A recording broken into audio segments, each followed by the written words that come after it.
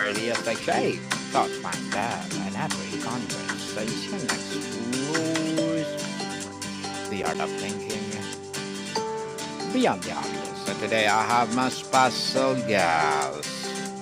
He's a ministry consultant, a pastor, chaplain, as well as a fellow podcaster. No other than Mr. Loren Richmond Jr. Hello. Welcome, Mr. Loren on Abstract Essay. And can you please introduce more about yourself that I missed? Yeah, well, I like to say that I'm a suburban dad in many ways. I'm married, have a couple kids, live in the suburbs, and like to spend my time doing this sort of thing, having what I think to be important conversations or writing about things that I think are important. So grateful to have this conversation with you today. Yes, and thank you so much for sharing your knowledge and wisdom to the world. Mr. Lauren, thank you. And today let's talk about why churches lose clarity and how to get it back. Beyond the obvious symptom of being busy but ineffective, what are the most subtle early warning signs or signs that a church is losing its clarity? I mean, two things come to mind initially. One is just trying to be all things to all people. Two, I think is getting distracted too finding yourself too easily distracted. So trying to be all things to all people, and then again, there's lots of things happening in the world. Not all those are good things, and it can be easily get distracted by some of the negative things happening, and think that and find oneself pulled away from what a church's focus needs to be. And again, that can lead to lack of clarity for sure down the road. Definitely. Yeah. What often think clarity is lost in dramatic single moment? In your experience, is it more often slow drift? And what are the common currents that pull a church of course? I mean, I think more often than not, it's a slow drift because no one wakes up. I mean, obviously, sometimes a church makes a bad hire, and there's a leader that's just not fit for the organization, or takes a organization or church directly off task. That can certainly be a thing. I think more often than not, like it's just kind of several decisions or lack thereof that lead a church off track. I think in our day and age, at least in the United States, the most commonly, like what seems to be today, is just like getting too swept up into the political scene. I'm a person who thinks one's faith should impact the society we live in, but also getting too swept up into politics can be a distraction and a disruption from what the focus of a church should be. Certainly, chasing after other things like relevance or social standing or finances can also detract and deter a church from what their broader mission should be. How does the natural growth of a church, adding staff, programs, new congregations, unintentionally dilute its core mission and identity? Well, I think it's just based on when you have more people, there's more opinions, there's more preferences, there's more desires for what should be. So there's just like a lot of constantly having to say no, if that makes sense, to more people. Like, not that folks don't have good ideas or desires or hopes or passions that are good. A lot of times they are good. Like, that's the problem. There's many good ideas, but too many good ideas can dilute a broader mission and detract from what the focus maybe should be or could be.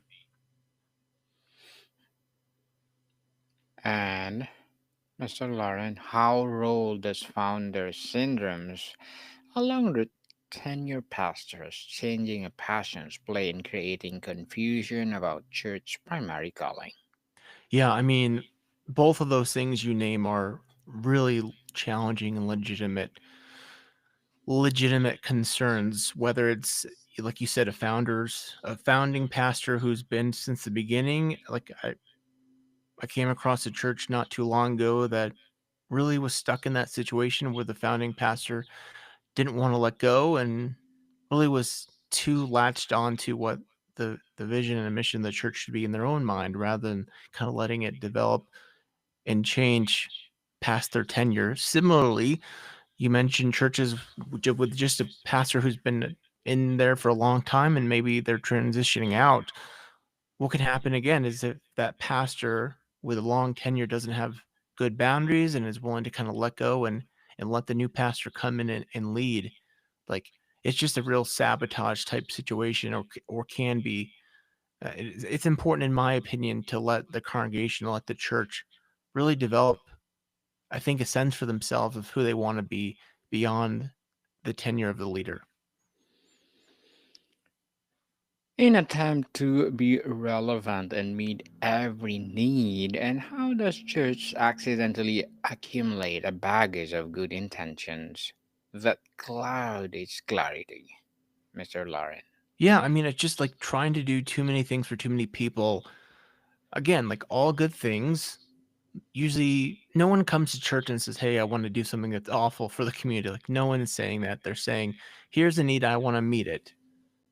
And again, the challenge can be when there's just too much lack of focus, too much dilution. In many ways, like the important thing is for churches, not because they don't want to help in all these different ways, it's because they can actually be more effective by focusing on a few or even one to two, depending on the size of the church, a few kind of core mission elements. Like they can do a far better job doing a certain thing and leaving other elements to other organizations, other churches. Now, again, like an easy way to work around this is having some kind of giving or fundraising program for other mission oriented organizations in the community. So, someone comes to you, let's say you're the pastor or church leader, they say, like, I want to start a dog feeding program. Like, certainly a good thing. We want to take care of creation, our pets. We could say like, hey, that's a good thing. It's not really in line with our mission. Conversely, other things like whether it's dealing with unhoused or troubled teens, like there could be something. Hey, this is important to us. It's not something we have capacity to do ourselves. Like let's create a fundraiser or a partnership. So it's really trying to be well discerning about what your church can accomplish. When a church realizes its lost clarity, where is the absolute best place to start the process of rediscovery? Is it with the staff, a core team, or congregation? I mean, I believe that you really need to start with a core group, whether that's the staff, whether that's, like you said, a, the core group. I think having a small group and giving them the space to work and discern amongst themselves how they see the Spirit leading is important, and then bringing that to the congregation. I think broadly speaking, it's hard for a whole congregation, like a whole group of people, to really discern well together because it can be so easy for individuals to kind of fall into the natural rhythms of certain people keep quiet, certain people are always speak out. There's certainly like influence and social dynamics that happen in bigger context. So I'm a believer that smaller spaces are really an important part or direction of how to seek direction. Many churches have a mission statement, but it's not just a words on a wall. How do you transform a generic statement into a compelling, actionable filter for every decision? Well, I think it's really just what you said there. Like make sure it's not too generic.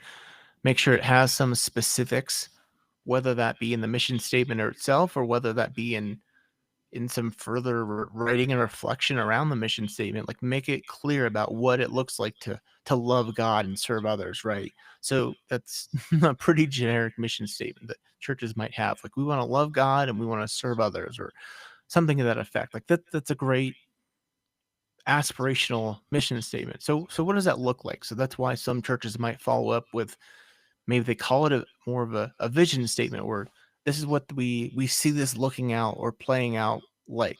Obviously, these words are all kind of interchangeable to some extent, but have some actionable steps, like what we hope to see, how we hope to love God, how we hope to serve others. And I think that can help give some guidance and direction down the road. How can leadership team practically distinguish between a good idea and out idea? Out that aligns perfectly with the church unique God-given calling. Yeah, it's really hard. I think it's really hard, and I think it really does take some, I mean, all the things that we've been talking about here: patience, discernment, prayer, really some faithful thinking and praying and strategizing together about whether something aligns with the calling of the church, whether the leadership feels called by God to do something. I mean, there's no magic formula to a certain extent. Like, it's really, I think at the end of the day, depending on God and God's guidance through the Spirit to guide the church about what and where they feel like God is leading them. What does the process of pruning look like for a church? How do Yeah. you compassionately and wisely sunset good programs that no longer serve the core mission? Well, I think you said it, like compassionately and prudently are key words.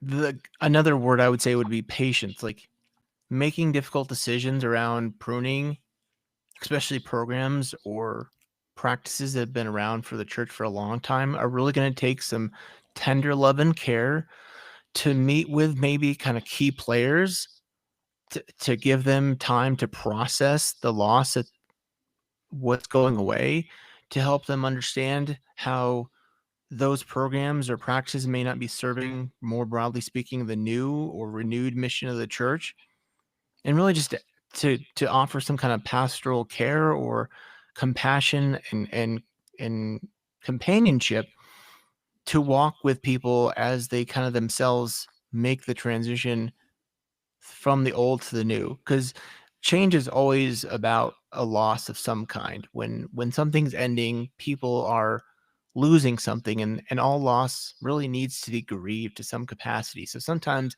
it's just as simple as giving space for people to grieve what was and is not anymore. Mr. Lauren, how can a church unique values, like not just a generic ones like love or faith, be used as a practical guide for hiring staff, forming teams, and evaluating ministry health? Yeah. So certainly, let's give a couple examples here. So, if your value is to love God and serve others, like, I think it's probably more practical to find folks who have some experience, practically speaking, in community development or neighborhood organizing or social services or nonprofit work. Something like that is going to be important. Obviously, I believe you want to make sure they're rooted firmly in a gospel focus and love of God. Similarly, if you're passionate about, really communicating the message of Jesus well, like, you want to find a good preacher, you want to find some good storytellers, some good communicators who know how to share the good news of the gospel and the message of your church well with others. So it's really about fine tuning what your your values and your, like I said, mission statement are, and making sure that they align with your staff. And that can be, like you said, another point of challenge or disruption when a church finds that their staff is not really aligned well with their new vision or renewed vision. I think of a pastor I've worked with who encountered that same situation and had to transition out a children's leader, children's program director, because they realized, like, the staff person was not aligned with the new or renewed vision and mission of the church. There were some hurt feelings, there was some disruption there, certainly within the congregation, But one thing that the pastor did well is they had the leadership of the church on board. So even when there was frustration within the wider congregation, like the leadership supported the decision because they believed in the broader mission and values and vision of the church. Mr. Lawrence, once a leadership has a clarity, what is the most common mistakes they make when they're trying to communicate each diverse congregation? I mean, I think one is not communicating enough. Like that's just the most obvious thing. Like leaders, we always assume that we can say something and then it's taken root. Practicality speaking, realistically speaking, we need to say the same thing over and over again. Not necessarily the same way, using the same words, but we need to find different ways to communicate that same message again and again, whether it's changing the words, changing the format, but again, making sure we're repeating that message again and again in different ways so that it's landing with our audience. How do you handle the natural resistance from longtime members who are emotionally invested in the way we've always done it? Yeah. I Mhm. mean, I think one way that can be really, again, trust is just the most important thing. If you don't have trust with them, like relational equity, it's always going to be a struggle.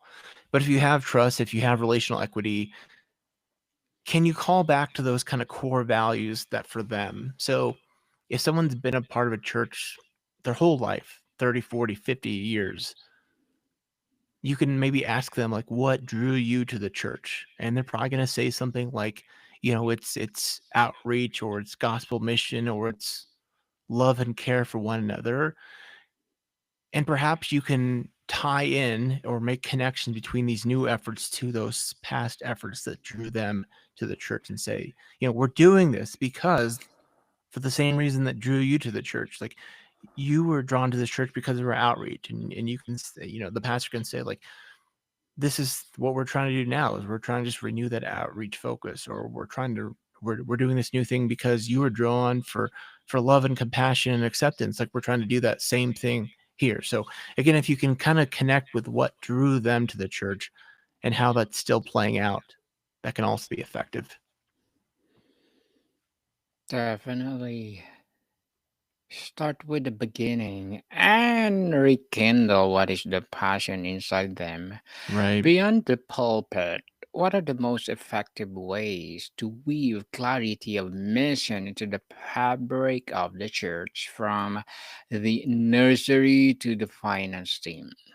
Yeah. I mean, I think all of that is important to make sure that your mission and vision is being lived out in every aspect from, like you said, the nursery to the finance team. I've seen this again and again where the board or the governing directors of a church, they feel like what they do, like they're just doing the business of the church, they'll think. Like, and if there's a disconnect there, like they won't recognize how their decisions directly impact the mission of the church. So it's so important to make sure, or whatever aspect of the church where we're talking about, whether like you said, the nursery or the business decisions, like that, those leaders understand how their work connects to the greater mission and vision. So whether it's in a nursery, and can you connect with those nursery workers and say, like, here's how your work connects to our broader mission and vision. Whether it's the janitor, I mean, whether it's the welcome team, like it's laborious and it's fine-tuned and it's detailed and it takes time. But if every part of the team really understands their place and how their efforts fit into the broader mission and vision, like that's incredible. Incredible indeed. So, can you share an example of a church that successfully realigned its clarity? What was the pivotal change that made biggest difference? Hmm. I think what comes to mind for me is just like leadership is always essential.